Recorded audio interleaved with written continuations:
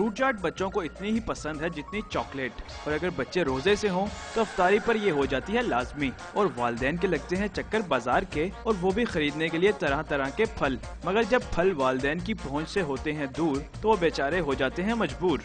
बच्चों को क्या कोई ये चाट वगैरह बना के खिला सकते हैं 400 रुपए किलो के हिसाब से? 400 का यही सोचेगा कि यार मैं 2 दिन हांडी बना लूं, 3 दिन बच्चों के लिए रोजे रख ले, अफ्तारी कर ले। अंगूर नहीं खा सकते।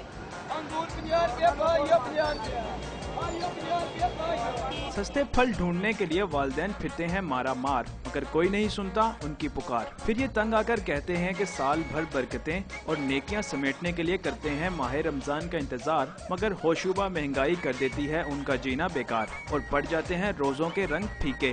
गरीब आदमी जो है वो तो अंगूर नहीं खा सकता, और जो अमीर है वो शहर को पाव आधा किलो लेके तो इस्तेमाल कर ले। मैंने वो छोड़ दिया कि वही 100 रुपए का मैं कोई सब्जी लेके तो बच्चों का पेट तो भर बैठूंगी।